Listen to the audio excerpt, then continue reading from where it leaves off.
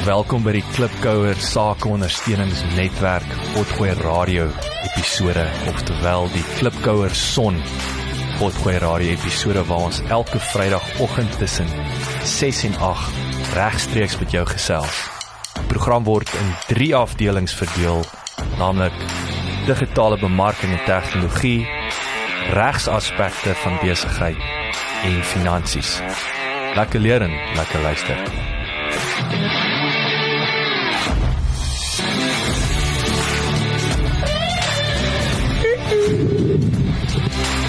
Be lucky, man. Wanneer? Mike like nie. Stop het, maar. Ek weet daai is nie my tong, man, as hy kurfels op. Nee. Wat stai wit op die mic? Môre, mense. Ons hoop. Môre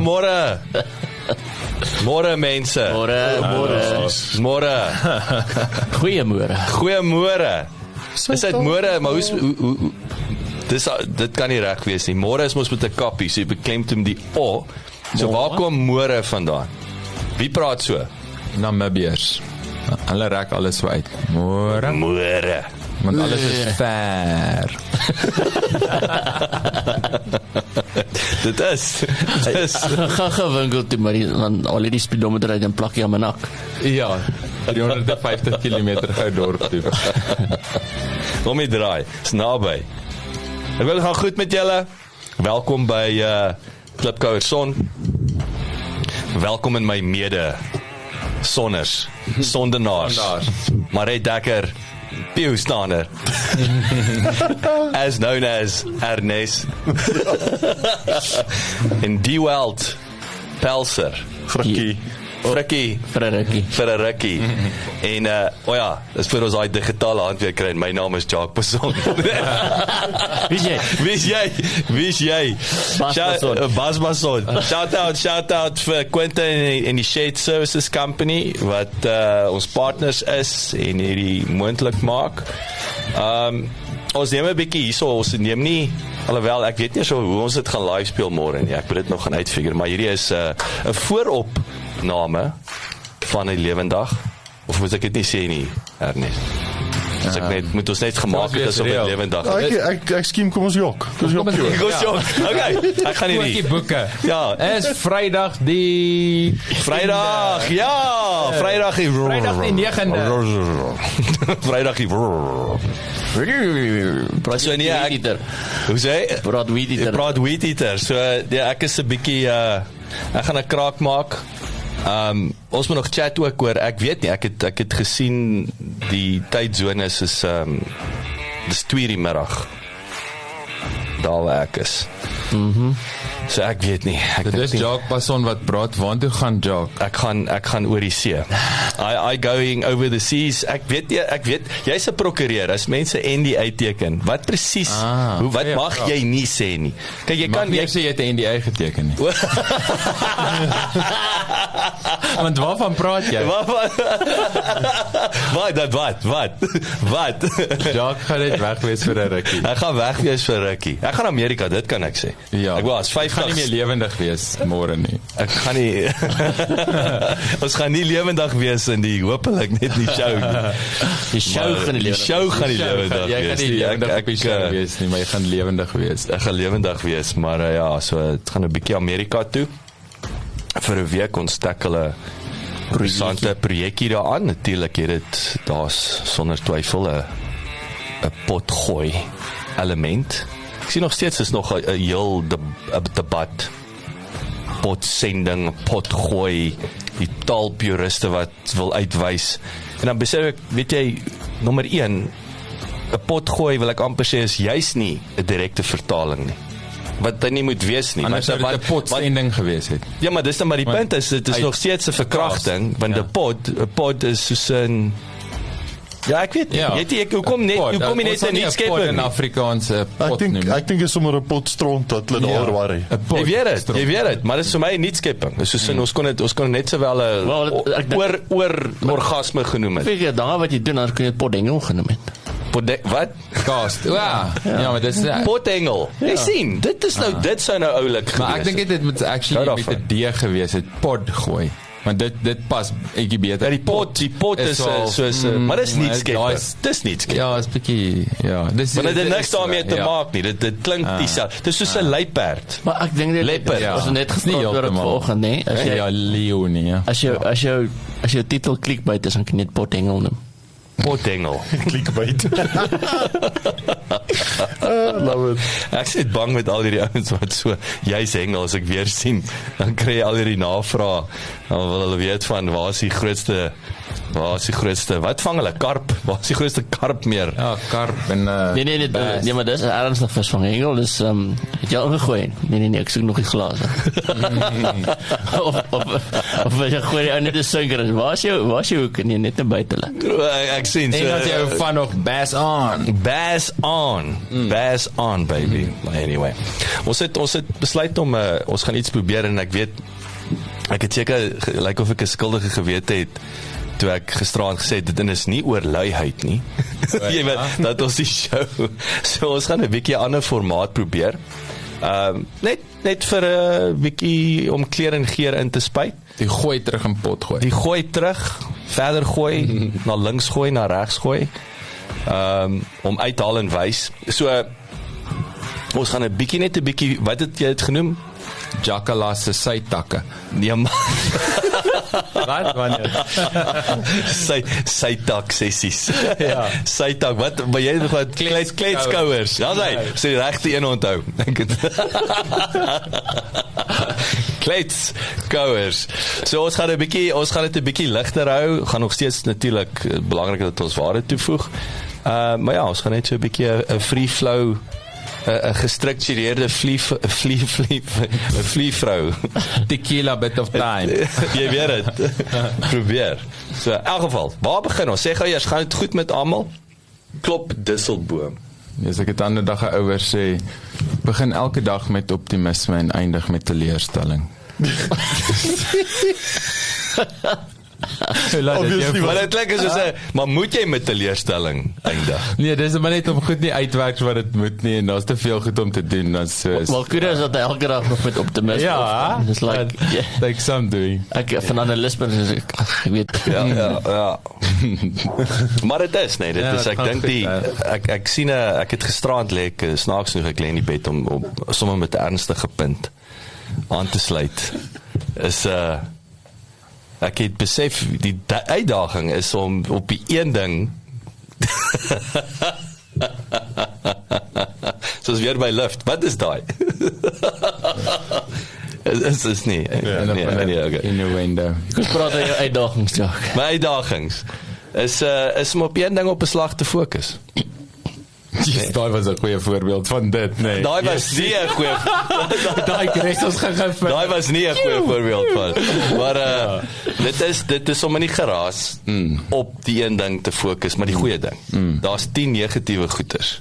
En is weer en is ek sê dis moeilik, maar ek het gisteraand toe ek lê daar begin die vrees begin my beet kry oor 'n paar goed wat my bekommer. Wat en ek wil dis die lewe. Jy weet dit is dit nie jou besigheid is nie, is dit persoonlik, is nie persoonlikheid is dit nie. Jy weet jou besigheid, jou werk, maar die uitdaging is om net op die een positiewe ding gefokus te bly. Ek weet nie, maar anyway, dit was maar ek het so 'n bietjie ligter gevoel toe ek dit vir so 'n paar minute reg kry. Wel 'n groot ding wat ek gister gelees het, wat vir my interessant is, ons praat oor allerlei futuristic dinge, ChatGPT en hierdie goeters en ek het hierdie storie gelees van weet ons almal wil weet wat die latest kry is en wat wil ons doen.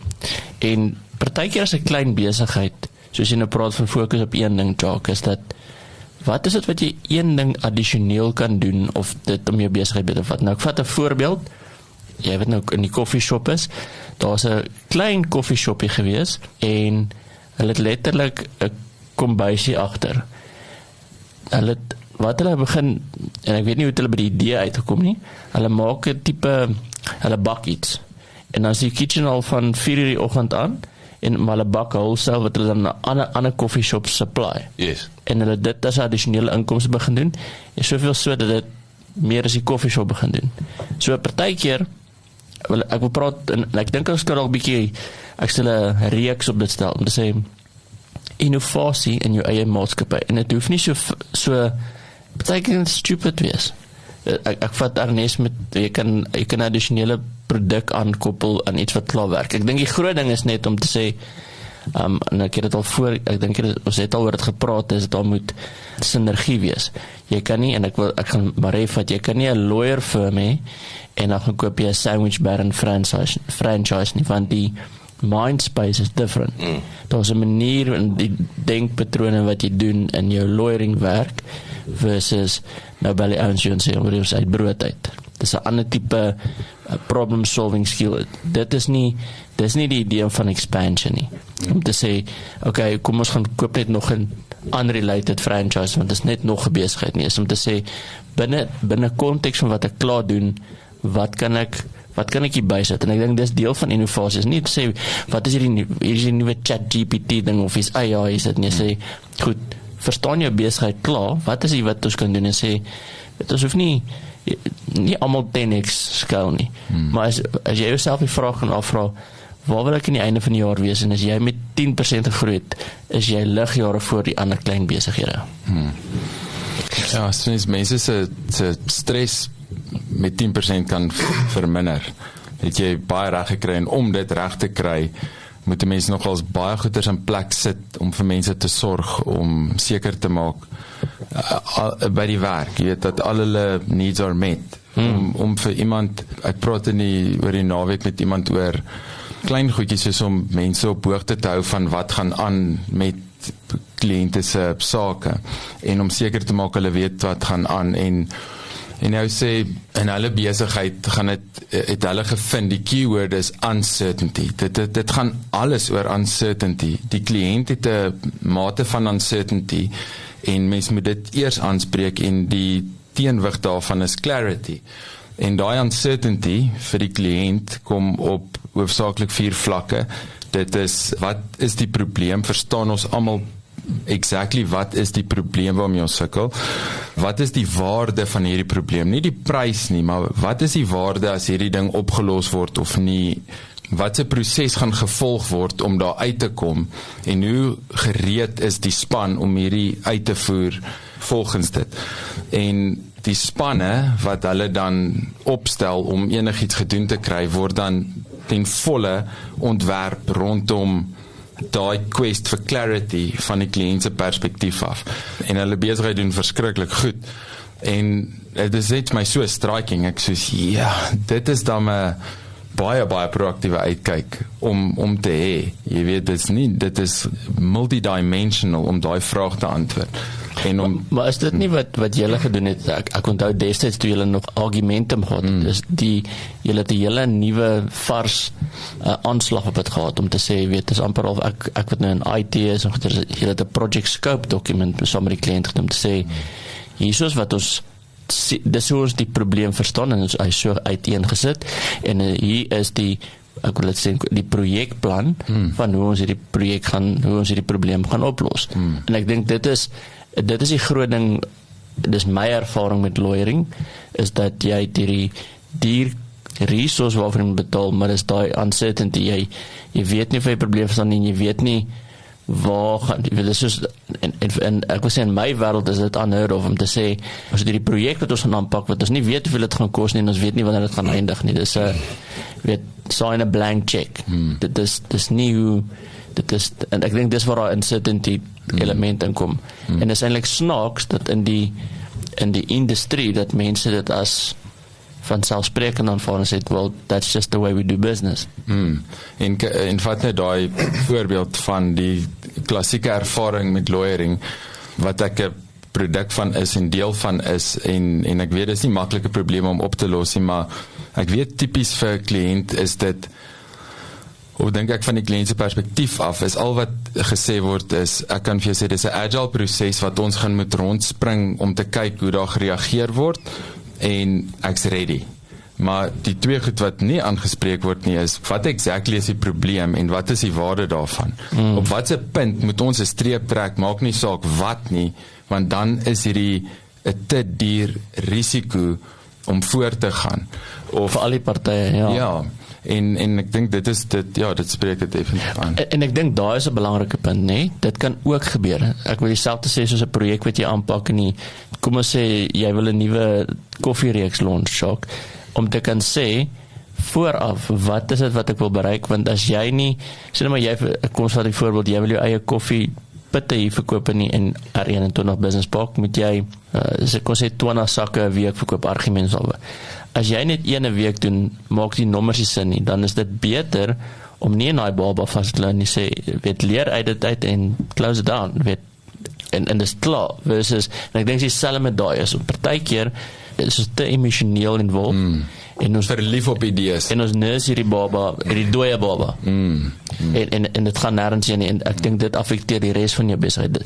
Dis dalk 'n hele ding wat ons kan praat oor, as jy nou oor innovasie gaan, en jy het hierdie, kom as die brein vaart, jy kom met hierdie slim idee op, en jy dink, dis nou die volgende rigting van ons besigheid. Jy moet parameters en boundaries daar stel, om te sê, jy weet wat is die, hoe gaan ons die ding meet, en wat is dit 'n sukses? Jy moet daarmee genoeg tyd saam, jy kan nie sê, na 'n week, is nie die blokke het, is nie, jy moet sê, 'n goeie tyd gee, en sê, dis min of meer wat ek wil bereik, en as jy nie naby dit kom nie, moet jy jouself die vraag afvra, is dit die moeite werd, resources wise, tyd, om voor te gaan, of om te sê, ons skrap daai idee, back to the drawing board. Ek het so ruk terug, ek weet nie, ek sit nou, probeer nou die boek se naam te onthou. Ek het so ruk terug 'n boek gelees wat juist gaan oor om daai goeie idee wat jy het, so vinnig as moontlik daar buite te kry, want as dit 'n goeie idee is, sal hy dit vroeg in die proses al vir jou wys.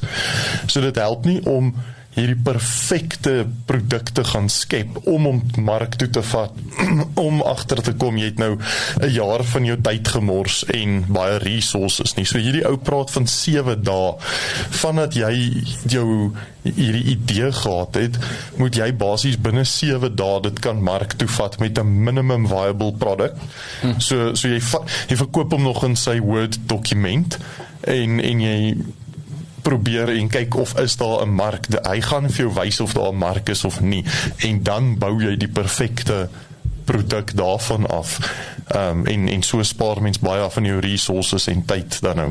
Ja, die moeilike, daar's 2 goed wat ek by sal aansluit, of ek sê 3 goed, begin met jou Marais, vir my net weer, ek dink die probleem en die geleentheid in die regsindustrie, soos jy sê, is wat party ons die timer aan en hy wil net bil, of ek is amper so swak bemarkers, hou net aan invoice, maar niks gebeur nie, verstaan jy, ons gaan nou maar weer TV toe, ons gaan nou maar weer radio toe, niks gebeur nie, maar jy spandeer maar weer 1 miljoen, jy weet, dis amper vir my om te sê, weet jy, dink ons moet stop, ons moet iets anders probeer, jy weet, gee nie op nie, maar meneer die kliënt, ek is nie meer gemaklik om jou geld te vat nie, nou is ek het so 'n kliënt eigenlijk, ek begin ongemaklik raak om die geld te vat, so great kliënt, maar ek dink die kliënt sê vir my, jy weet, jy wil my seker vermoor, jy weet, ja, want ek kry nie aan nie, en ek is happy om jou geld te vat, maar weet jy, dis nie hoe ek besigheid doen nie, ons het geleenthede wat ons nie besig is om te maximize nie, en dis nie vir my lekker nie, want ergens gaan jy ook op 'n punt kom, of een van jou span, en gaan sê, maar waarvoor betaal ons hierdie ou? En dan gaan jy nie sê, maar weet jy, is my skuld dat ons afgelope 6 maande, hy kry my nie in die hande nie, jy gaan nie jou hand opsteek in die boardroom en dit herken nie, jy weet, en hy het my 20 keer gebel om 5 verskillende pitches te gee nie, so daar is daai komponent van hou aan geld, die kliënt se geld vat, alhoewel daar nie waarde is nie, of daar is nie 'n ligpunt of 'n uitkoms nie, om by jou aan te sluit, jy weet, is baie ironies, ons is suidiglik in so 'n situasie, en snaaks genoeg dit is juis koffie verwant, en vir my is dit, ek dink, en dit kom terug, en ek weet, dit is 'n storie wat vir 'n ander dag, maar dit kom terug na ondervinding toe, vir my is dit klinies, en hierdie is nie eers dat dit ding geld verloor nie, ek wil sê, dit gaan vir my hoe hard werk jy vir jou geld, daai is vir my in terme van geleentheidskoste, so ek wil sê, jy kan daai MVP uitdruk, jy kan traksie kry, ek sê altyd, kan jy R1 met die ding maak, weet jy, R1 kan maak, kan jy 'n plan maak om R2 te maak, maar dan kom jy op 'n plek waar jy sê, maar weet jy wat, na al hierdie moeite, ja, daar's verskillende kwalitatiewe goeders, jy kan sê, ons het slimmer geword, jy skep werk, alhoewel daai is nie Ek moet sê so ek dink met Klipkouer Son ek sê altyd ek wil werk skep, maar ironies genoeg nie met daai kaart by my kom as ek sê besigheid werk nie. As jy vir my ek moet hom oophou want ons skep werk nie. Nee, ons is nie in die, jy's in die besigheid om waarde toe te voeg en in jou waarde toevoeging maak jy geld om te groei, om meer werk te skep. Om te sê ek hou die besigheid oor wat ek het 2 ouens wat nou werk het. Nee, dit is nie ek bedoel dis 'n gesprek of 'n debat wil ek amper sê vir 'n ander dag. Maar om klinies daarna te kyk en te sê ja, hy maak geld, hy maak nie genoeg geld nie. En wat is die alternatiewe? Ek weet nie. Ek weet nie. So nou, daardie sê ek nie sluit nie die deur môre nie. Maar jy moet begin dan wil jy amper jy moet begin kyk wat is plan B of wat is alternatiewe, soos jy nou die brood voorbeeld gebruik het van okay, ons sales is nie. En ek dink hierdie park is nou 'n voorbeeld. Ek gaan nou nie uit die badkamer uit praat nie, maar ons grootste limitation in terme van koffie is 'n maandag tot Vrydag besigheid. En jou meeste van jou coffeeshops, ek gaan raai en sê dat want ek weet dis die geval met baie takeaway plekke. Is 60% van die sales is op Saterdag en Sondag vir die maand. Jy het 2 dae van die week wat die bulk van jou sales dryf. Ja, maar ek dink jy serve 'n business park wat in dit self definieer business hours. Korrek. So dis jou captive market is jou maar die punt is jou overheads bly dieselfde. Jou barista salaris is jou barista salaris, jou equipment is jou equipment. Jy weet jy het nie en selfs die argument wat ek later wat hy sê jou tweede, jou derde shop maak jy geld. Ek het selfs en ek is daai ou wat baie keer want dit is veral in franchises dit so. En ek het 'n bietjie gaan kyk na daai hele punt en dink ek dis 'n pot stront.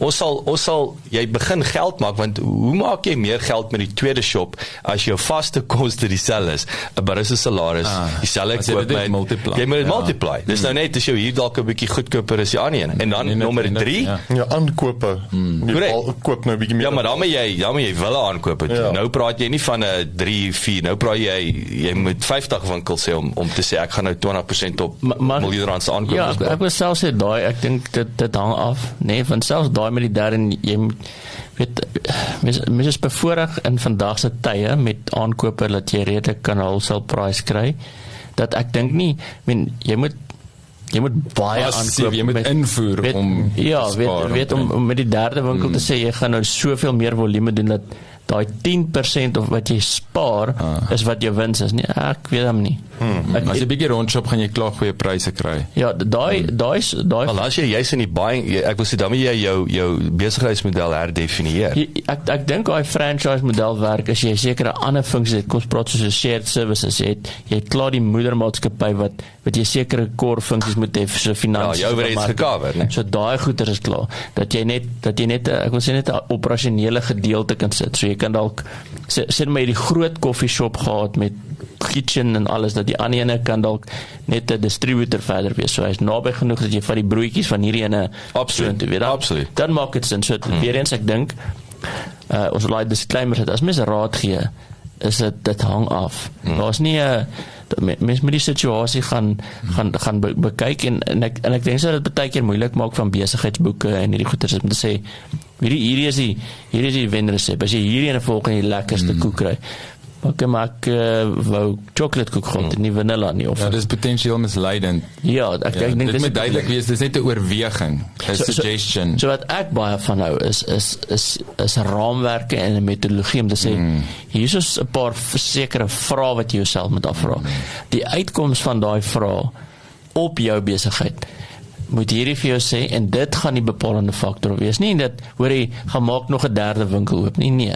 As jy wil expand, kan dit wees om by die tweede, derde winkel kom, maar hier is die goed wat jy moet gaan in plek sit, hier is die finansiële goedjies wat jy jouself moet afvra, hier is die, kry 'n raamwerk, en die raamwerk moet vir die antwoord gee, nie blindelings, ek dink baie keer is daar te veel blindelingse raad daar buite. En jy moet jou groot ding, wat Ernest, en ek wil by Ernest aansluit vinnig, so wat jy gesê het, 7 dae, maar voor ek daarby uitkom, ek sit hier en ek het vir myself 'n nota gemaak, dit sluit by jou aan, Marie, jy moet besluit, jy moet die waarde gaan bepaal, nie die geld nie. Die geld is 'n faktor van waarde. Nou kom ek dit nou sê is, ek sê tevrede met die wins wat die coffeeshop maak nie. Let wel, wins. En vir baie mense is dit sal happy wees met dit, baie happy wees met daai wins.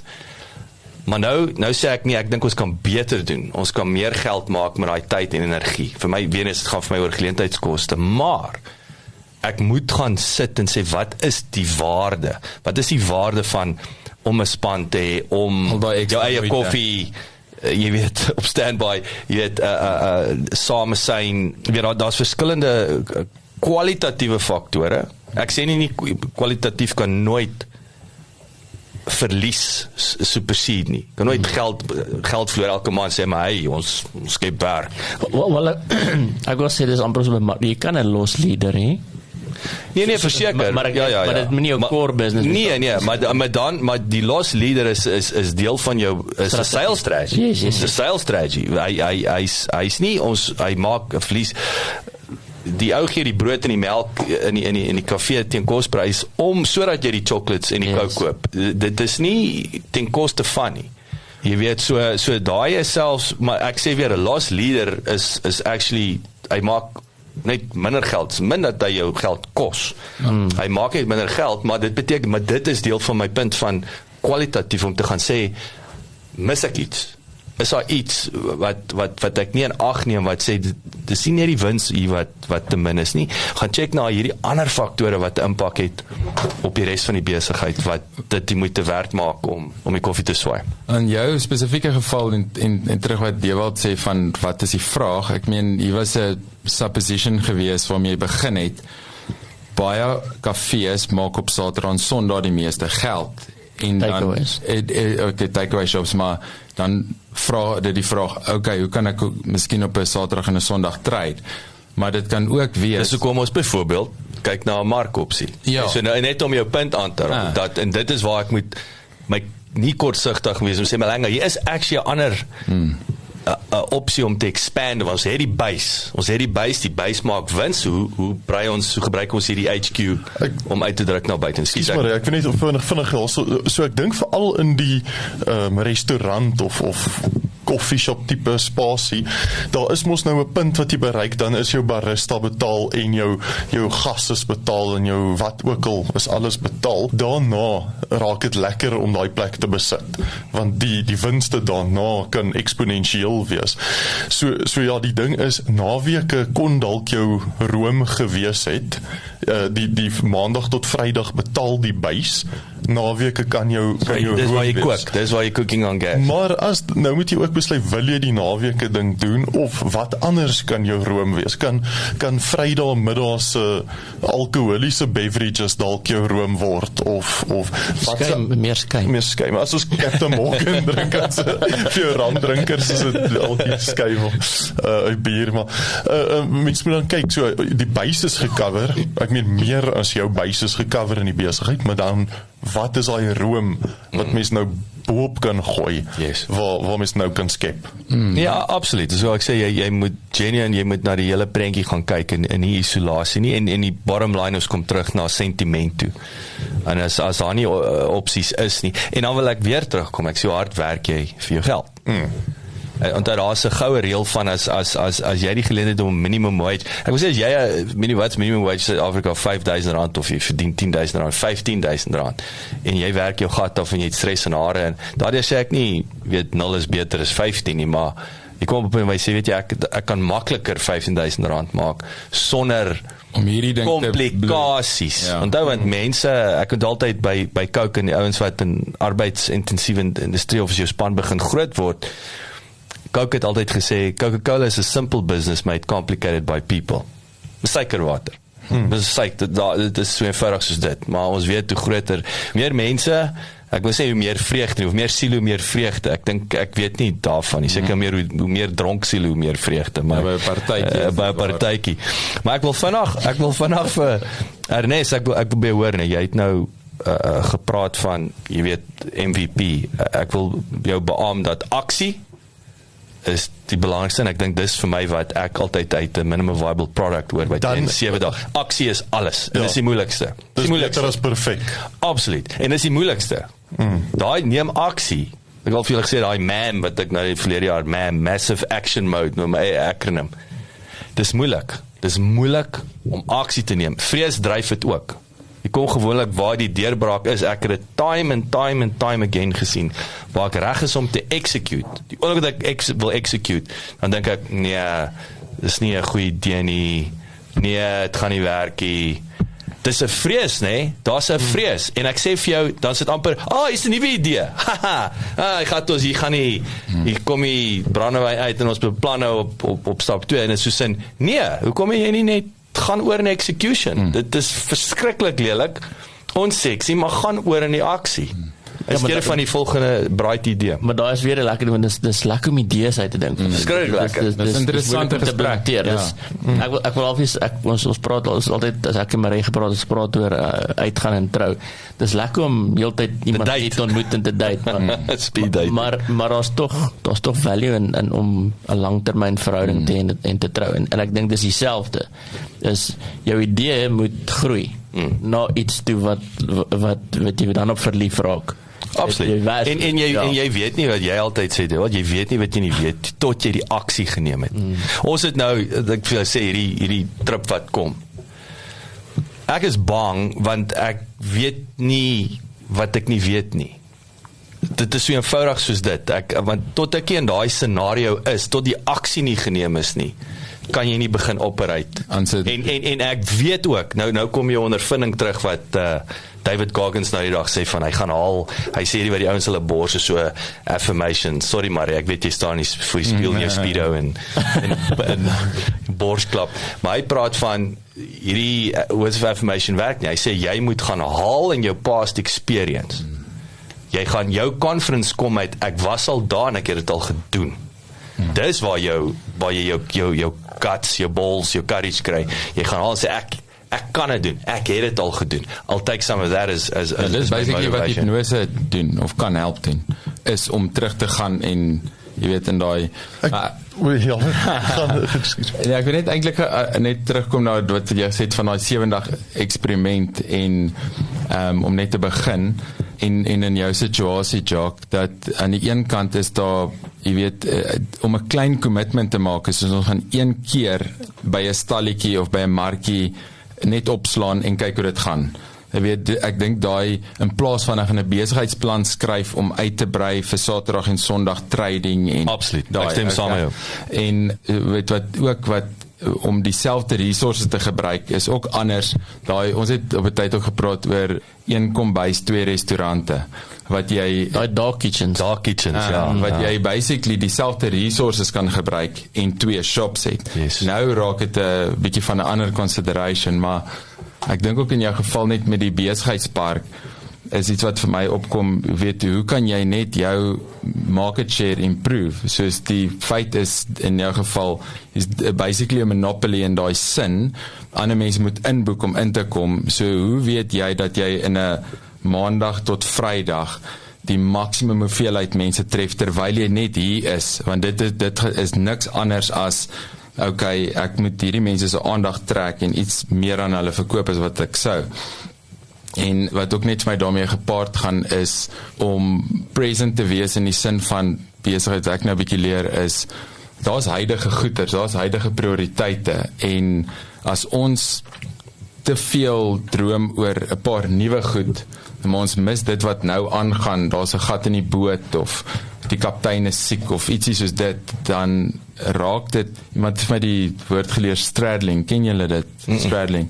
So dis om met jou bene wyd te staan oor iets, en ek dink dis is die Afrikaanse woord draadsitter, amper, jy weet, maar om met idees, basically 'n draadsitter te wees, dat jy iets so anders nou gaan aanpak, dat dit jou eintlik in verskillende rigtings begin intrek, en daai om eerste dinge eerste te sit en te vra, wat is eerste dinge, is die mense okay, hoekom nie, wat kan ons daaraan doen, actually, okay, goed, nou kan ek met hulle werk, wat wil ons doen, wat probeer ons regkry, hoe gaan ons dit beter doen, waar is die klein veranderingkies wat ons kan maak, want ek sien ook om jy kan selfs met iemand saamstem, sê ja, hierdie is 'n goeie idee, maar ergens deur jou dag moet jy tyd maak, jy moet verander, dis nie maklik om enige iets te implementeer nie. Behalwe as jy geld uithaal en iemand betaal en sê, gaan en doen dit. Maar as jy moet werk met wat jy het, dan is dit fine-tuning. Is partykeer amper al wat mens kan doen en een ding op 'n slag. En ek dink om daai vraag te begin vra vir my is ten minste dit baie opvaardig en sê, wag, yes, net een stapie op 'n slag. Wat is actually iets wat ons nou kan doen? En kan is gelyk aan aksie. Yes. Doen, aksie. Dit is wat ek sê, dit is nie that's the point. Ek wil weer terugkom van en weer eens, ja, die help my mens hardloop vinniger in die verkeerde rigting. Action, klein action, maar action. Nie net praat, dink, of vir my, of sny net die keel af nie. Die klein action en dit is iets wat ek gedoen het toe ek begin het 'n paar jaar terug met die property investment kursusse wat ek gedoen het. So die eerste keer wat ek het op stadium besluit, yes, maar ek wil hierdie kennis wat ek het, wil ek op 'n manier kan deel. En ek besluit, hoe kom ek hou 'n gratis seminar? Nou raak hy excitement gedeelte. So vinnig create 'n pamfletjie, boeke, venue, druk send op almal. Nou daai klein action van send druk het moes 'n action gespaak. Want nou weet ek die boodskap is nou uit. Nou moet ek perform. Dan sê jy nou, oobliksem. Wat gaan ek sê? En nou moet jy's in die zone. Ja. Waar jy jou broek poef. So nou weet ek, okay, ek het hierdie gratis seminar oor 2 weke. Nou moet ek iets uitfigure in die volgende 2 weke, maar ek het die druk nou op myself gesit. Kort daarna het ek besluit, goed, maar kom ek vra nou die keer, kan nie onthou eers nie, maar sê maar R1000 om die seminar by te woon. Druk send, oh shit, nou moet ek R1000 se waarde kan toevoeg.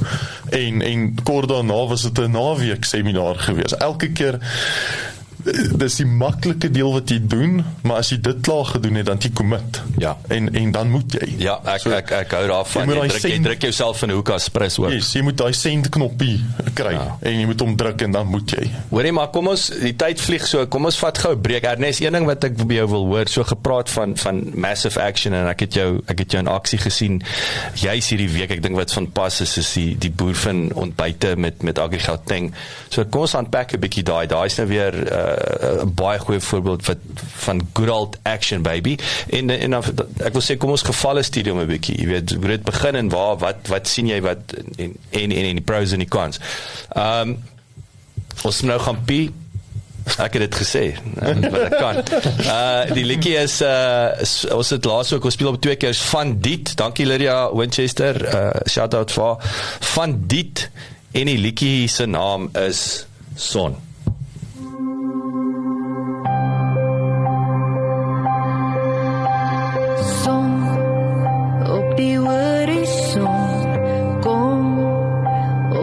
Sien my raak waar ek staan en wag vir jou. Jy kyk my diep in my oë, ek voel jou, dit teen my vel, jy gloei soos vuur, warm vuur in my siel. En ek weet, die dag het aangebreek waar jy alles kom laat blom. Ek gee oor, ek gee oor. Ek voel jou hart klop hier teen my hart klop en ek weet ek is thuis. Want waar ek vandaan kom, geen een kom maar aan, kom jy op om my die pad aan te wys. Hier sit nou waar ek staan voor jou en glimlach, glimlach. My hele wese is oorweldig nou van jou strale wat my toevou.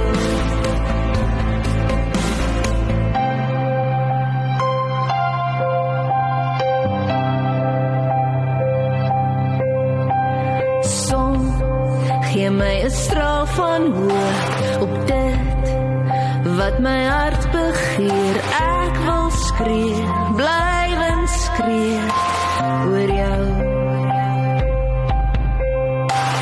Jy kom op en skyn oor my, Ek dans, sing en lag, ek's bly jy kom lig die pad wat jy lei. En ek weet die dag het aangebreek waar jou strale alles kom laat blom. Ek keer oor,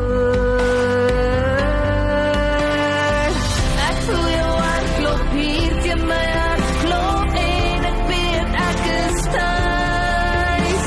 Want waar ek vandaan kom, geen en kom maar aan, kom jy op om my die pad aan te wys. Hier sit nou waar ek staan voor jou en glimlach. My hele wese is verweldig nou van jou strale wat my toevou. Dis die dag wat jy opkom vir my. Ek gewag dat jy opkom vir my. Son.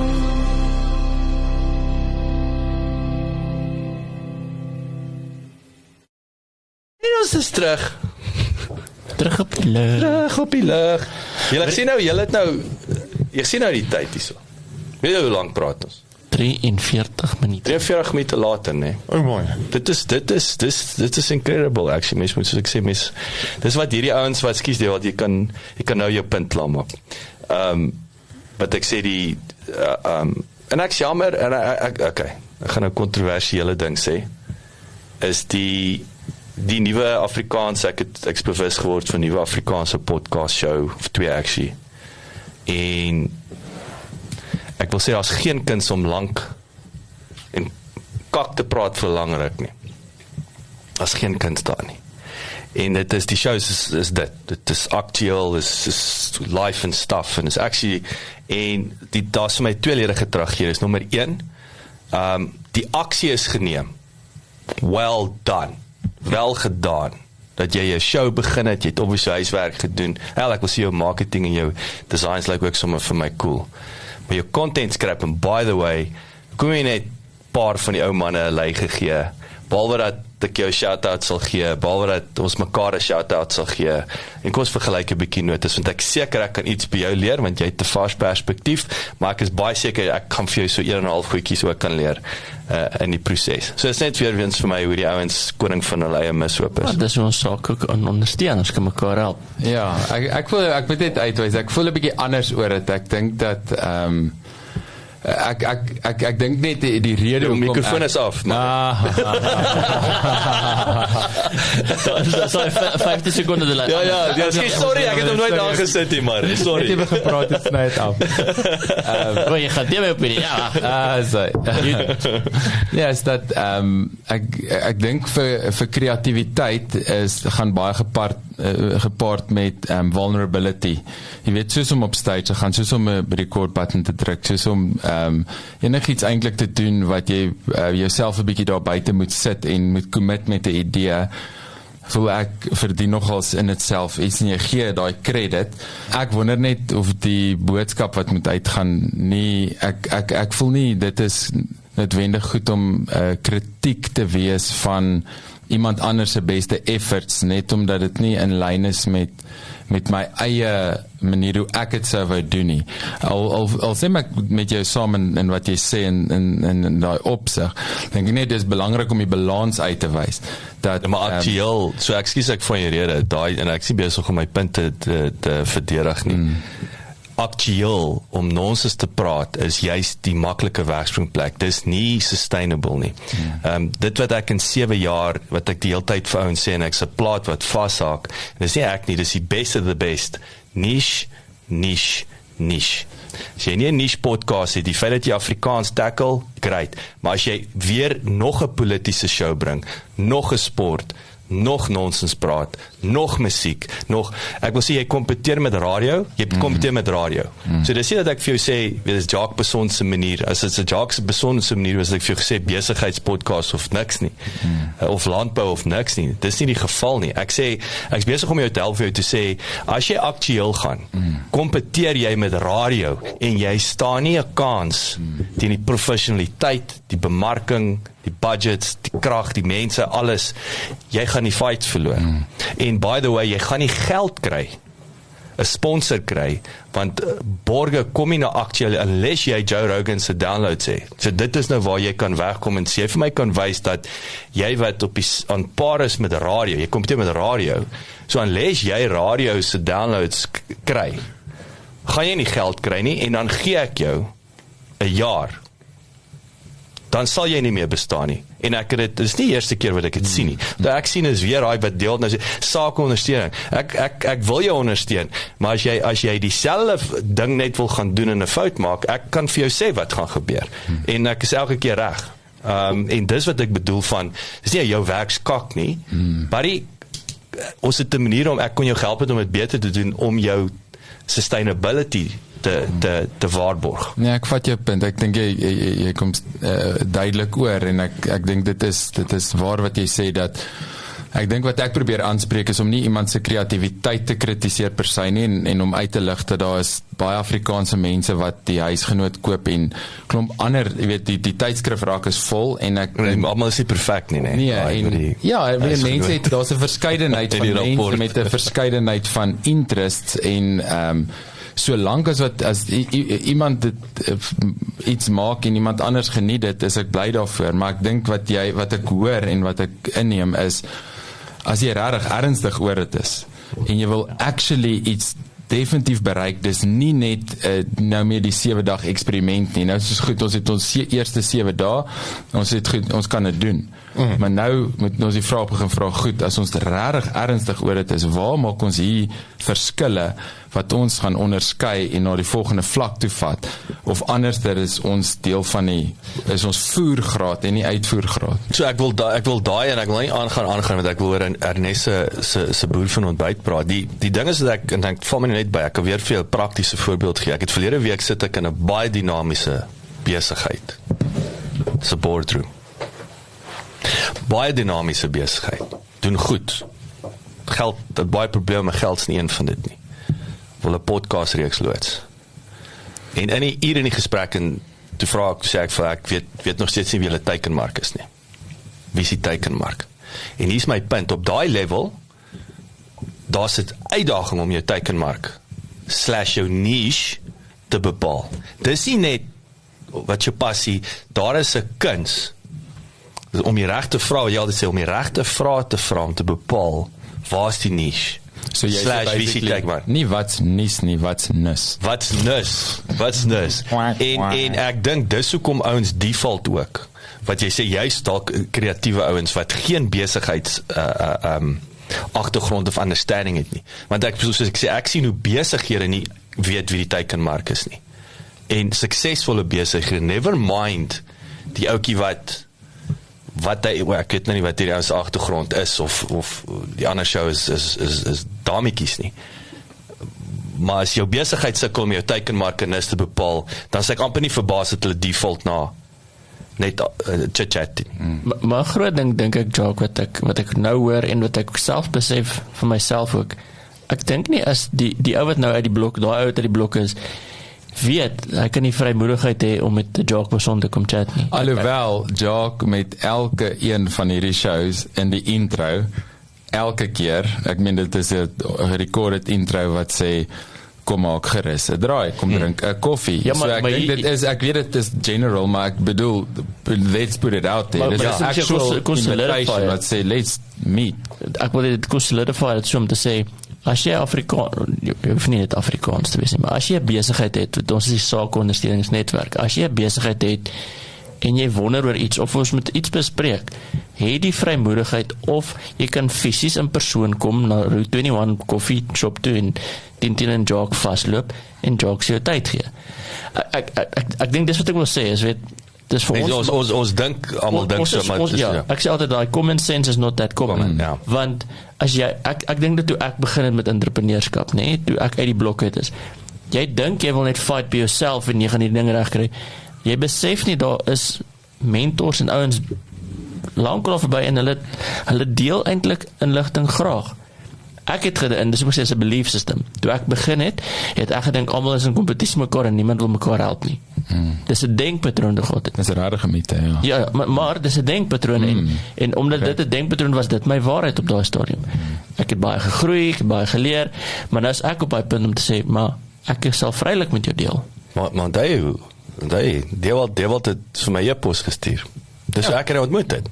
En ek het ons mekaar by die Pretoria Country Club, ek het vir hom sê ek is daar vir 'n funksie. En dis ek nog 'n harties, nee, ek het spesiaal Ja, die harties en ek en hy sit toe en ons praat vir 4 ure.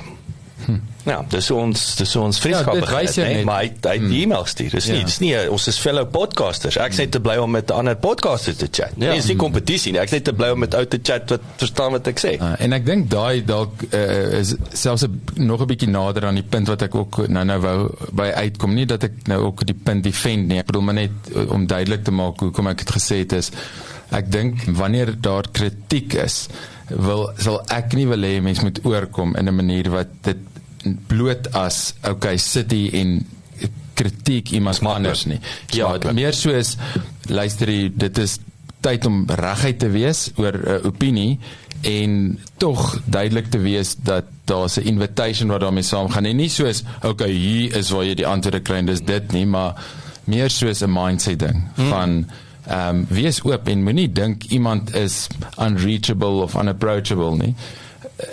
Assume liewers iemand is approachable en vat 'n kans. Is probably vir iemand baie lekker om te hoor hi bla bla, jy weet so en ek is jaloers in hierdie tyd dat ouens het opsies om na mekaar toe selfs. Ek dink nie as hulle reik na mekaar, maar as dit kom terug na Dewald se punt toe, ek weet nie, my skeptiese kant sê daar's party ouens wat dink hulle het uitgefigure. Ek wil sê ek sien amper meer arrogansie van ons is alraai, dankie versus maar hoeveel ouens het jy al na uitgereach? Hoeveel mense kontak jy? Ek vra of interessant is. Wel, ek was die enigste ou. Ja, maar 7 jaar as gelede. jy nou iets sien wat ek werk nou saam met 2 van die main podcast producers, behalwe dat ek met Gareth Cliffelaar gevat het, behalwe dat ek met Pieter Groenewald van Salt Group toe hulle podcast. Nee, dis die verkeerde vraag, vir verkeerde ou. Ek vra eerlik waar. Ek dink dis 'n trick question. Nee, ek is in die ironie is ek spandeer meer tyd met die Engelse kant van die podcast producers. Maar die punt wat jy maak is jy is in daai netwerk en jy maak seker dat jy skouers. Ja, maar ek het nie per ongeluk in hom geval nie. So die hele punt is ek doen dit al 7 jaar, so as jy weer wil dink, jy dink as ouens wil dink I think I've arrived. Nee, inteendeel, ek gaan soek die hele tyd vir idees, ek wil notas vergelyk want ek weet nie arrived nie, survived. Ja, well and making money. Dit is die hele ding. Jy kan net survive as jy geld maak in hierdie game. En dis hoekom ek sê daar's verniet is nie sustainable nie en verniet is nie, jy kan nie verniet verbeter nie. Daar moet jy kommersiële modelle en dit kom terug na my oorspronklike punt toe. Waarmee is jy besig? As jy nie verstaan wat jou strategie is om geld te maak en nie Patreon ons bedelgeld nie. Want om R200 'n maand te kry van jou ma se 5 vriendinne is ook nie dit gaan nie werk nie. En jou produksiekoste en goed raak al hoe meer. Dis werklik 'n teikenmark met 'n teiken. En jy wil baie seker maak jy tref. Maar jy voeg die waarde toe. Anders is jy besig met 'n ego fest. Dis die probleem. Dit is 'n vanity project dan. En ek dink dit is wat ek altyd praat van 'n stage en 'n mic.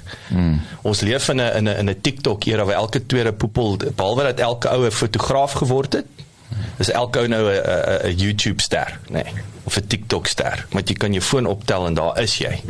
En dan die ergste van alles is hierdie mense kry views. Ek weet nie van wie nie, maar nou het jy daar en maar dit is en nou moet ek bysê, daar is Afrikaanse ouens by op TikTok, wie sê die ek dink hulle is briljant man, maar dis nou weer, was daai Jorrie en daai ou en sy vrou man, wat van 'n Merwe, sy noem van 'n Merwe. Ja, nee, daar's Q-man in Body, dit is vir my, daai is maar strategie. Onthou wat doen hy? Hy doen video production en sulke goeie. So deel van die valuetainment wat hy bring, skep ook dat mense bewus is van sy produksie value, nee, want paid for marketing. So mense kan sien dit is die gehalte. Ek doen iets snaaks sodat jy kan sien wat die gehalte van my werk en dan absoluut. En dis wat strategie. Ja, dis ek praat altyd strategie. Daar moet 'n denkpatroon wees agter dit. Jy kan aktueel wees as daar 'n strategie is. Verstaan, dit is nie die core waarmee jy geld, weet, Kuman en Borrie maak nie geld deur die funny ding doen, niemand betaal vir daai nie, maar daar kry jy die oë en dan is daar ander maniere hoe jy hom support, met sy video editing, of jy, omdat hy funny is, kan jy hom hier as 'n MC, as 'n spreker, dit pas in met die lyn of werk wat hy doen. So daai kom ek gee nog 'n praktiese laaste voorbeeld, want ek sien Ernest, hy praat die hele tyd, hy mompel hier onderlangs, ek gaan nou jou mic aan sit. Is die, soos Willem Welsyn, wat Willem het die Wat podcast, dink ek 4-5 maande voor my geloods, ek was so disgusted, ek gedag ek is die eerste Afrikaanse podcast, en toe is Willem daar, en ek en Willem het mekaar later ontmoet. Willem het natuurlik, hy was baanbreker, hy die eerste ATKV media veertjie gewen, as 'n podcaster, alhoewel die meeste mense nog steeds nie eers weet wat is 'n podcast nie, maar wat het hy gedoen? Hy's 'n muso, hy het 'n band, dis nie sy myn besigheid nie, hy's ook nou, ek was ironiese ou joernalis, maar jy weet, maar hy die game verstaan in musiek. Hy het vir Rolling Stones in Suid-Afrika geskryf, voor hy, Rolling Stones het toen nou nie gemaakt nie, maar die punt is, sy passie, hy's 'n expert op musiek, en by the way, hy het 'n band. Nou interview hy, in wat sy niche, nie Afrikaanse musiek nie, alternative Afrikaanse musiek. Sub-niche. Sub-niche. Niche, 2 diep. 3, niche. En dan, en saam met dit, toe die ATKV media veertjie wen, en die bewustheid van die podcast, wat het toe gebeur? Toe kry hulle meer bookings, naweek gigs vir die band. Dis hoe hy geld gemaak. Nie, nog steeds nie, daar ouens gestroom, sê, hey, ons wil die Wat podcast kom sponsor nie. Nee, die uitloop daarvan was lekker gigs, en dis actually die passie, en by the way, word betaal om dit te doen. So ek wil sê, daar kom ons weer terug van niche, wat is die strategie, wie is die teikenmark, en by the way, en dan moet jy gaan, en help ek jou teikenmark is 10 mense nie, as ek sê niche, dan moet die koek groot genoeg wees, en dan moet jy bewus wees van waar is die geleentheid om die geld te maak. Het sy jou eie besigheid? Het hoef nie sponsors te wees nie. Jou eie besigheid, 'n besigheid kan die show sponsor. Of het jy 'n gig, het jy 'n site, anyway, maar jy kry die punt, en ek dink dis die podcasting business 101. As jy nie dit doen nie, sê ek jammer, unless jy klomp geld het en jy tyd, wat ek dink party TikTokers doen, ek weet daar's party ons wat geld, hy het ook baie probleme met geld nie van dit nie. Wel, die groot ding wat ek altyd sê is, as jy in besigheid, my mentor het altyd sê, you have $1, you have a minute. Weet, of $1 in 'n hour, het gesê, $1 in 'n hour. So in die begin van entrepreneurskap, het jy meer tyd, want jy het nie geld nie. Later as jy meer geld het, besef jy wat jou tyd werd is, en dan betaal jy daai $1 eerder vir sulke goeders, en dis waar die balans die hele tyd moet wees. Maar dis moet ek sê, baie TikToker. Maar hoekom is dit ook so, want daar's instant gratification, maar daar's ook 'n ander mental ding van, want ons praat oor 'n vanity metric, nee? As jy nou nie genoeg views kry nie. Ek het dit gehad met die podcast, want ons het geluister na John Lee Dumas, met Pat Flynn, ons nou nie 100,000 downloads kry nie, ons het Amerikaanse blueprint gaan vat, en ek het in sy Tina toe gebring, sê ek, goed, kom ons probeer die ding, en my nommers was glad nie dit nie, maar my nommers was 800 downloads, nou 800 downloads, in konteks van daai is, ek is 'n failure, maar toe iemand het vir my anders sê, dink so daaraan, hier's 800 mense, as ek in 'n kamer moet sit, wat vir my staan, hoeveel is 800 mense? Dis baie. Dis baie, is 'n skoolsaal vol. Verstaan, nou, net die, en dit is om te sê, hoe mens beteken net met anders dink. Daai denkpatroon het my laat, okay, maar, wow, dis eintlik, dis 'n hele ander ding, daar's 800 mense wat hulle, want dit is tyd, nee? Hulle wat almal mag laat kom. Ja, maar vandag, dalk nie miskien 4 jaar of 10 jaar terug, maar in vandag se tyd is almal, weet, dis eintlik, dis vir my 'n eer, as iemand na hierdie show luister, want jy offer jou tyd op, en tyd het 'n waarde. So dis in ons onus om waarde toe te voeg, en elke vertel grappies, dis in die ons hoop dit is ook waardevol, dat daai tyd is belangrik, weet ons gee jou waarde, ons praat nie net vir 'n uur behalwe vandag bietjie, maar ons praat nie net nonsens nie, en want die nommers gaan dit wys, mense gaan nie aanhou inskakel nie, jy moet voel jy kan ietsie vat hierna, en sê, okay, goed, dit het my beter laat voel, of dit was 'n goeie idee wat ek kan implementeer in my besigheid, daar moet iets wees wat jy van waarde, en daai waarde kan afhangende van wie luister vandag, en waar jy is in jou besigheid, kan dit R10,000 beteken, vir aanhou kan dit wees, want hy weet nie van hy het nog nie daai probleem ervaar nie, so dit kan nie applikant. Ja, en hy kan later luister. Dit is ook net 'n ding van, ek wil iets luister wat nie klomp kak is nie. Feite. En ek bedoel dit maar net in die sin van ons hoop daar is 'n bietjie rasionele sin en logiese aktueel, wat nie aktueel is nie. En net so, by the way, Ernest, jy moet nou regtig op jou hand opsteek. So, daarvan en ek beloof is die laaste wat ek gaan sê. Aktueel is wat ek nou gesê het. Ek het my gedagte verloor in terme van die mainstream. Ja, dis is daai Cannabis Club wat se slogan is, wat is jou naam nou weer? Almal wat daar aankom, wat is jou naam nou weer? Wat is jou naam nou weer? Maar in ieder geval, ek het vergeet ook wat sê. Ernest, kos praat weer en deel wat ek moet sê, ons free flow vanmôre, maar hier kom, ek dink hier's baie goud wat hier uitkom, en dis vir my, ja, dis lekker ernstig praat hierdie eintlik. Wel, ons hou nog steeds, ek meen, ons is 4 besigheidsmanne ook, so ons praat nie aktueel, en wat gaan die nuus aan, ek meen, ons is bietjie free flow, maar nog steeds is in konteks van besigheid en ons vier bietjie van mekaar.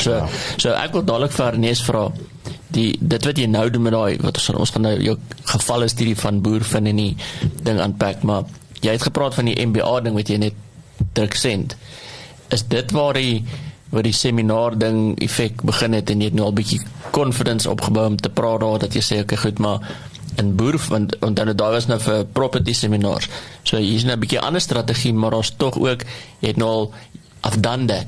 Ek weet al vir mense, maar dat hierdie was makliker, sal ek sê, dat dit is bietjie anders die flavor, maar makliker om te kickstart. Yes, definitief. So Jacques het vroeër ook geneem, gepraat van David Goggins, wat sê jy moet dit daar uit die geskiedenis gaan uithaal, daai gevoel, maar as jy nie daai geskiedenis het nie, dan moet jy maar net spring. En dit is wat ek gedoen het met die MBA in eiendomsbelegging, is ek het daai send knoppie gedruk vir 'n gratis webinar. Ek het nie iets gehad om dit uit te gaan haal nie. En so het ek toe nou my eerste gratis webinar gehad, so 'n paar van hulle toe bietjie geskuil, toe het ek nou al ietsie om uit te gaan haal, geskuil na 'n paid for seminar. Hoe weird was daai eerste webinar, nee? Ja, dit is vreeslik erg. Veral daai oggend voor die tyd. Dis hoekom doen ek hierdie? Dis nie lekker nie. Dis nie lekker nie. Dis 'n great idee gewees 'n week terug. Ja, die beplanning is lekker. En maar nou moet ek uitgaan. Ek moet nou voor mense gaan staan wat actually betaal het om daar te wees. En nou moet ek praat oor eiendom en jessie, dit was heavy erg geweest vir my eerste jaar. Ek wil net 'n bietjie jou skouer klop, jy weet, jy het 'n paar sukses, ek wil sê, hy ticket, nee, ons praat nou van 'n paar R1000 wat nou ons betaal het, nee, wat jy herhaaldelik reg gekry het. Ja, so dit het maar begin, soos ek sê met die gratis klomp van hulle, dis 'n bietjie confidence builders, toe ek dink ek het toe soos 900 of iets gevra vir die dag seminar, en toe later het ek 'n naweek seminar gehad, en toe in COVID tyd het ek nou obviously webinars gemaak, maar toe het ek 'n kursus gemaak, wat jy so elke woensdag aand 'n uur en 'n half, en ek dink toe dit gedraai by R3,200. Dit is amper soos jou masterclass geweest, né? Ja. En daai was my suksesvolste. Dit het vir my gevoel asof hoe duurder word, hoe meer mense stel belang. Ook 'n ernstiger ou wat opdag, nee, meer committed ou wat.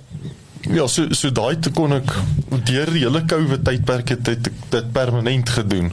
Maar dit is belangrik om te weet, jy kon nie by die 3200 begin nie. Weet, ons vergelyk onsself altyd met die ou wat klaar en ons almal moet ergens begin. Hulle praat van die 10,000 hours. En jy kom nie daar uit deur die hele tyd die boek te lees nie. Jy moet doen. Ons praat oor aksie die hele tyd. Jy bou daai ure op, dus om te vlieg ook. Jy bou daai ure om dit actually te gaan doen. Ek dink as ek my eerste seminar moes verkoop het teen R3,200, sou ek op my skwinkies gekots het van nervousheid. Dit sou my gebreek het om daai waarde te moet. Goeienaand mense, kan ek wil laat weet, ek gaan julle geld vir julle teruggee. Lekker aand verder. Ja, nee, dit sou nie kon werk nie, maar in elk geval deel jou vraag was, het dit my voorberei vir die ontbyt wat ons nou het, en dit is absoluut, ja, dit het heeltemal, dit maak, om voor mense te staan, soos wat Marie ook net nog sê, jy is bietjie vulnerable, maar dit is 'n skill wat mens leer, en ek moes deur eers daai fases gegaan het om my skill te leer, om gemaklik te voel, wat nou typies met die ontbyt, sê maar omtrent 'n gemiddeld van 35 besigheidsmense in 'n vertrek, jy kan nie daar voor gaan staan en dan nou ewe skielik nie weet wat jy wil sê. En hy ons betaal R150 vir ontbyt, nee, dis nie dat hy vir nie daar opdaag nie, hy het nou tot betaal vir kossies. Ja, en dit is, ek meen, jy wil nie mense se tyd mors nie. Besigheid ouens se jy tyd mis is bietjie waarde. werktyd om daar te wees. So dit moet absoluut waarde toevoeg. Nou, daarso het ons, daar het ek die waarde ook nou gesien weer eens van niche, soos wat jy sê is. Ek kan dit nou nie as sponsor noem nie, maar ons het 'n partner gekry wat dit ondersteun, juis oor dat ons geniche het. So ek het daar's ons jy het genies toe bless hulle jou. Toe bless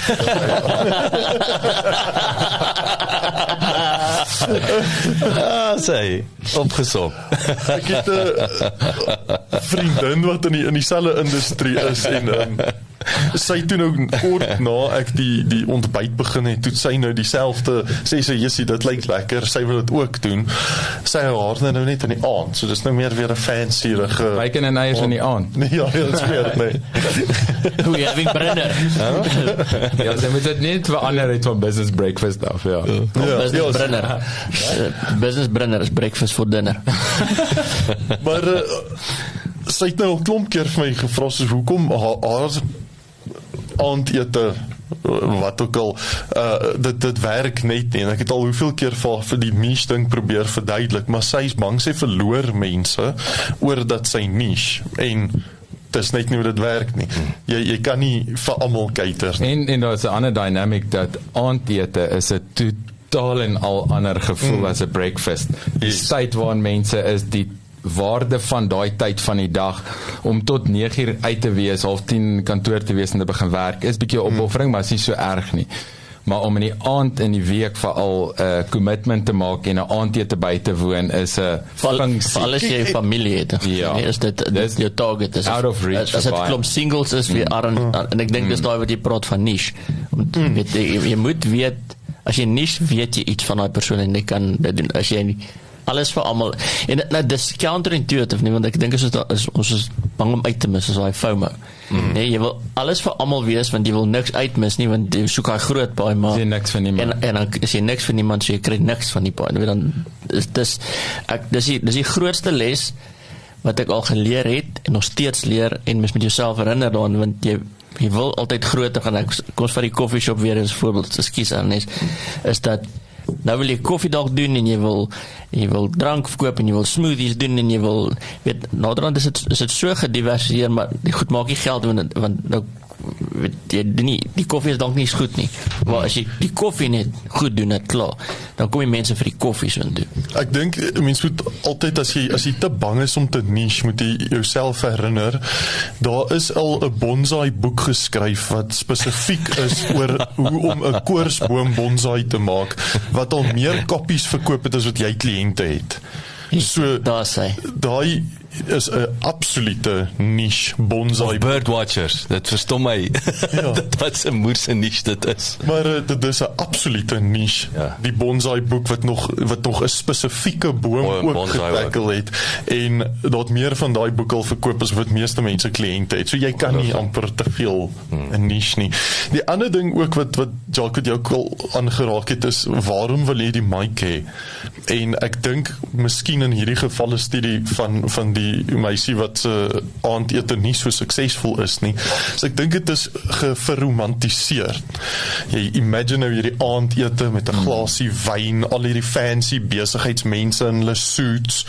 So jy verromantiseer die hele ding en dan maak jy dit nie altyd prakties nie.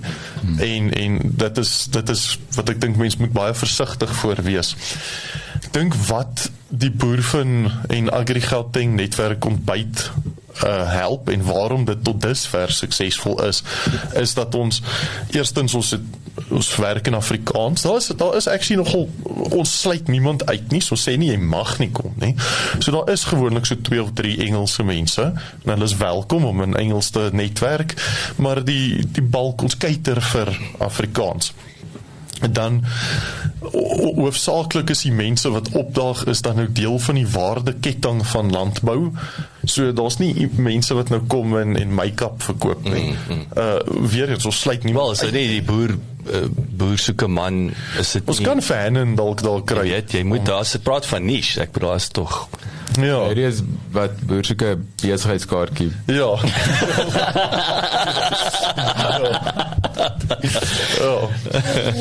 In elk geval BBK. En ek dink dit BBK.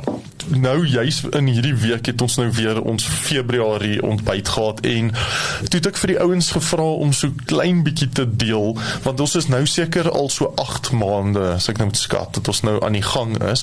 Vra ek vir mense net om bietjie te deel as hulle al in hierdie vertrek besigheid met mekaar gedoen het of as gevolg van die ontbyt besigheid, want jy moet tog ook bietjie meet of ietsie moeite werd is of nie. Die doel van die ontbyt is om besigheid te deel en connections te deel. As dit nie werk nie, dan is dit net te ontbyt. En as opvoeding, nee. Dis ook belangrik. Dit is dat jy leer iets as jy daar is. Dis nie net te geëet en 'n genetwerk en ek dink dis ook deel van die suksesresep. Daai waarde wat hulle toevoeg. Ja, so ons tema half vir die week, daar's altyd iemand wat vir 10 minute oor iets praat. So ons het gesê dat vir meeste mense is Februarie die maand van liefde en van hartjies en van Cupid, behalwe vir entrepreneurs is dit die finansiële jaareinde. Ander rooi, bloei. Ja, baie minder sexy, maar dit is wat ons as entrepreneurs sien in Februarie. So ons het toe nou 'n CA daar gehad, wat actually ook deel van Boerfin is. So Boerfin se CA en hy het bietjie net oor belastingstrukture en goedjies gesels ook. Maar op 'n vlak wat dit ten minste interessant is om na te luister en is net 10 minute. Want nie meer as 10 minute lank vir 'n CA noodwendig luister. Daai en dis die ding wat ek dink jy raak aan, maar wat ek self beleef het as iemand wat bygewoon het en wie sal bywoon, daai ontbyte van julle is, ek dink julle fokus is reg, dat in die advertensie self, die uitnodiging staan daar, kom bemark jou besigheid. Daar staan nie kom hoor hoe cool is my besigheid nie. Jy sê, kom bemark jou besigheid, kom ontmoet ander mense wie jou wil ontmoet en van jou wil hoor. En by die ontbyt, afgesien van 'n interessante kort praatjie, is ek dink die main feature van die dag is, okay, elevator pitch, everybody go. Ja. En die voordeel om gereeld by te woon is, ek kan my pitch oefen, ek kan dit elke keer 'n bietjie anders, ek sê, ons fokus op hierdie, ons fokus ook op hierdie, ons doen hierdie en ons doen ook daai, en elke keer plant mense 'n bietjie van 'n saadjie en jy is gemakliker met die ander mense wat bywoon, daar's 'n paar regulars wat mekaar nou al ken en goeters, en ek dink daai fokus op wat is die attendee se voordeel. Nou, dit klink obvious, soos dit is 'n netwerk ontbyt, maar ja, maak dit dan so duidelik en moenie net dat almal staan en koffie drink en mekaar ontmoet en 'n paar ekstroverte sal oor en weer stap nie. Fasiliteer dit en weet ek sê altyd so die hondjies wil laat paar en sit hulle saam in die hokkie met 'n bakkie water en wag, jy weet, my moet dit laat gebeur ook, jy weet, so speel klassieke musiek.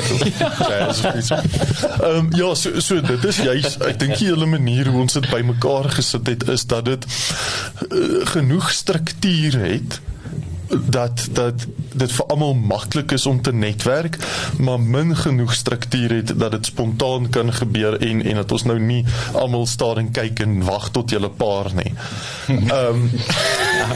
Ons wil aksie hê. Ons wil vinnig kyk. Kunsmatig insimen as julle help dit aan.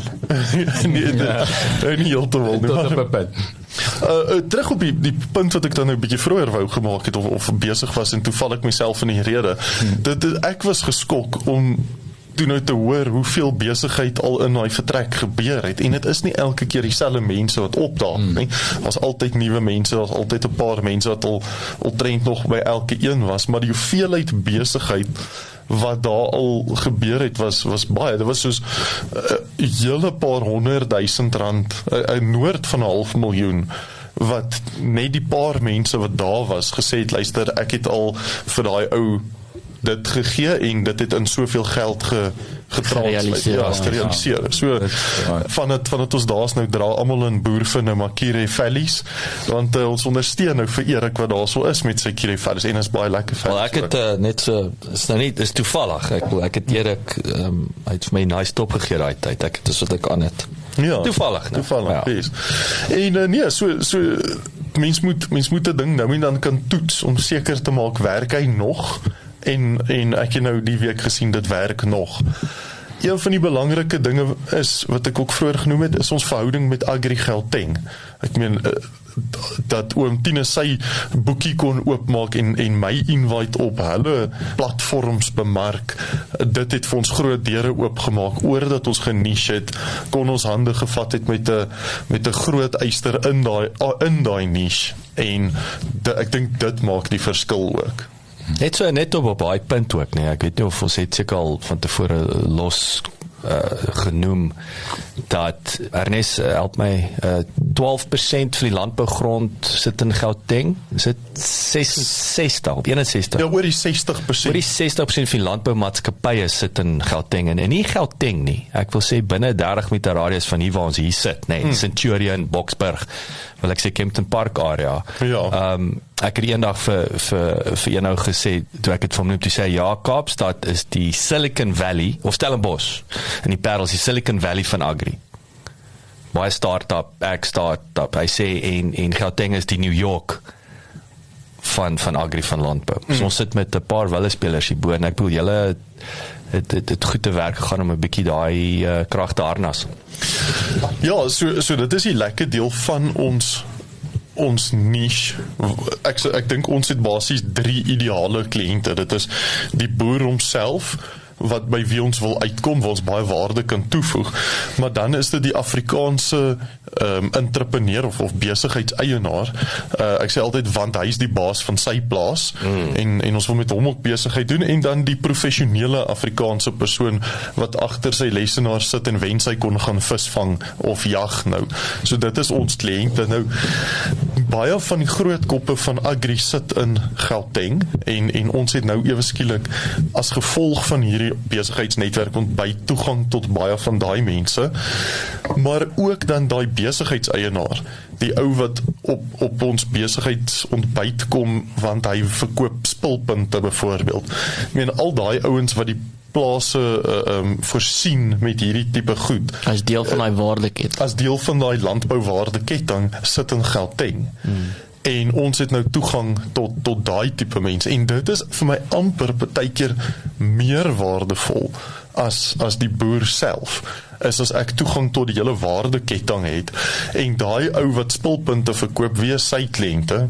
Dis die boere. My contacts, né? Presies, soos wat jy altyd sê, as ons nou ons swart boekies vir mekaar kan oopmaak, dan ek kan nog nie eers begin om die puntjie te sien van die krag wat die ontbyt het, soos as almal bereid is om hulle boekies oop te maak nie. So ons praat nou vanoggend oor innovasie en MVP en hoe het ons net so vinnig gepraat oor wat doen jy nou volgende besigheid? So ek het nou 'n vraag vir jou. Julle doen hierdie ding nou maandeliks. Het jy al daaraan gedink om dit weekliks of 2 keer 'n maand te doen? Is dit, het jy al, ek vra, dis 'n lekker geval is hierdie so, het dit al by jou opgekom? Het jy dit al evalueer? pros cons. Of dalk net in 'n ander area ook. Presies, dit is wat my eerder. Ek dink een keer 'n maand is goed. Mens wil nie dis mense is besig. Ek het die idee al bietjie getoets, maar ek kan onthou ek was al betrokke by 'n besigheidsnetwerk ontbyt wat weekliks was en dit was baie erg dat jy moet elke week daar wees. Dit raak irriterend. Jy sien dieselfde mense elke keer. Die storie bly dieselfde. Dieselfde musiek speel.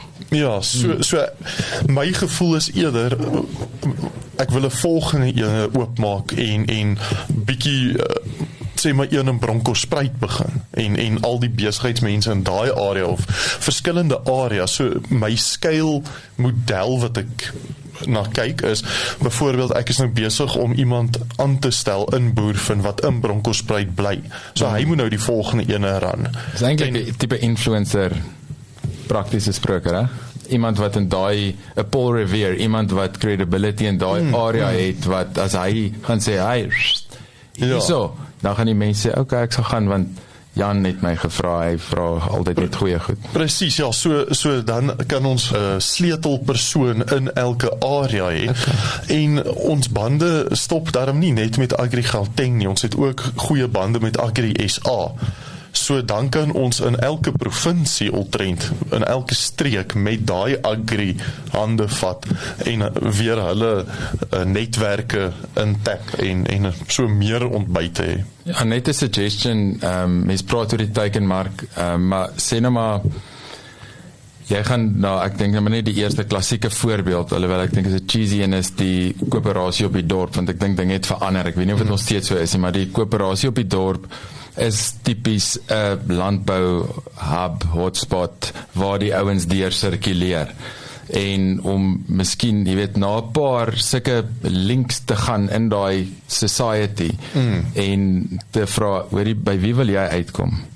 Vir wie gaan dit, hoe kan ek dit vir jou die moeite werd maak? Wie anders moet ek hier kry? Ja. Om jou hier te kry, sodat jy wil kom. En ek dink as mens daai vraag vra, kan dit ook lei na baie goeie insigte van, hierdie ding kan my 'n bietjie lei. Hulle gaan vir my al die antwoorde gee. Ek sê, okay, wat kan ek vir jou doen? Wat kan ek vir jou doen? Cool. Jy wil vir Dewald ontmoet, jy wil vir Jacques ontmoet, wat ook al. So kom ek gaan na hulle toe en sê, luister, kom jy, dis iemand wie jy wil ontmoet en jy gaan ander mense ook ontmoet wie jy graag wil ontmoet. Ja, dit is 'n baie nice model om te kyk hoe kan jy ekstra waarde toevoeg die hele tyd. Dan is daar net ook ek het al soveel idees gehad met hierdie netwerk ontbyt en dan dink ek, jessie, maar ek kan hierdie en ek kan daai doen. En dan moet ek net myself ook nou en dan herinner dat die stert moet net nie die hond swaai nie. Die ontbyt is nie my besigheid nie. Die ontbyt is 'n geleentheid vir my en ander entrepreneurs om mekaar te ontmoet, maar my core business is nie besigheidsnetwerk ontbyte nie. Dis 'n besigheidsontbyt, nie 'n ontbytbesigheid nie. Yes, presies. Heeltemal onnodig. Dat was een beetje cheesy. Maar ons hou van kaas by ons ontbyt. En kijk, ek dink as mens nou die budget het om naderhand jou ontbytspan aan te stel, dan sal dit lekker ontbytsake. Ek kan 'n ontbytsake. Sy nie getreid maak nie. Seker. Ja. Ek kan 'n sake ontbyt nou. Ja, ons kan ontbytsake op luister net. Wat van net sake ondersteuningsnetwerk ontbyt. Dis lekker kort. Jy my punchline gehoor. Ja, wat ontbytsake op luister net. Hy luister net. Wees 'n netwerkleier saam met jou eier. Moenie eier wees nie. Worstel ons nou hier sommer te. Worstel. Ja, so mens kan fancy raak.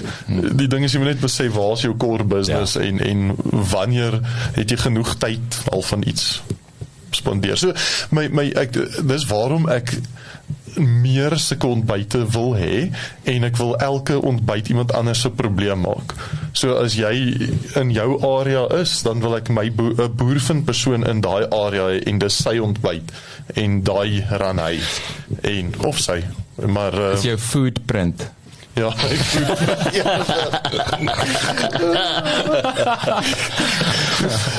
soek 'n nasionale footprint. In elk geval, ja, so ek dink dit is min of meer die storie. Ja, maar toe, wel gedaan. Ek dink Ek is ook honger. ek is ook ek ryk daai bacon eiers. Ek dink wat weer vir my opvallend is, nee, om weer terug te kom van ons weet nie wat ons nie weet nie. En nou vat jy Agri-Gauteng. Jy weet, ek wil amper sê dis 'n semi wel is daar vir die boer, maar kos sê daar's 'n agri-business chamber effek daaraan gekoppel. Maar julle het ingekom en hom next level gevat. Dis dit nie interessant ook nie. So en ek sê nie daardeur, dit is weer die partnership is om waar jy hande begin saamvat. Waar die een nou weet iets wat die ander nie weet nie. Of die ander die netwerk en hy het nie die know-how nie. Dis net weer vir my en dit kom nou terug. Ek wil nie die podcast ding doodry nie. Dis net weer vir my man 2 is beter as 1. Ek dink dis die opsomming wat ek wil hê. 2 is beter as 1. En ek dink dis juis ons Afrikaners, dis ons geleentheid. Dis nie dis ons geleentheid om hande te vat, meer hande te vat. Ek wil afsluit ons ek dink is my laerskool voorkom. Jy het 'n lees gehad eendrag maak mag. Daar's hy. Was dit nie die land? Ek wil sê sien al die landse. Hulle daar 'n bietjie gekop. Ja, daai is plagiaatbel. Wat dalk is dit daar. Al is dit jou laerskool, jou hoërskool, jou provinsie en jou land. Dit was die land waar Hulle het daar gelief vir maanstander, dit is daar tot hom gelief. Erns gehoor, okay. My skoollees was ryk na bo. Ryk boontoe. So lang kan jy net op jou rug lê. Ja, hoorie, manne, dit was weer eens baie lekker geweest. Dankie, hierdie is ek dink regtig ons het ek sê altyd nie dat ek die acid test is nie, maar as ek voel ek het iets geleer uit 'n gesprek en dan dink ek ons gaan 'n paar ouens daar buite het ook waardevol gevind. So ja, ek dink ons het 'n plek 'n bietjie vir 'n free flow. Wat noem jy dit? Ek moet nou pas op. Kletskouers. Kletskouers. nie daai tong. Maar ja, ek dink dis dit. Nou is dan is ons nou maar klaar. Ons is nou klaar. Hoorie maar sterkte vir die res van die week en naweek om die draai en dankie dat jy ingeskakel het. Ons sien uit om binnekort weer in wat het Eminem gesê en nesting in jou ears is een van sy liedjie. Ons maak nes in jou ore. Ja. En nes in jou ore. Is ook 'n ander naam vir die eerste deel is soos die son flame flower. Soos flame skerp en vloeier. Flame dis Engels. Wat is dit gewoonlik flame thrower, nee, flame thrower. Dis Pretoria Engels. Flame Ons praat Engels. Cheese. Engels nommer 2. Alright. Ek dink regtig ons moet nou ophou.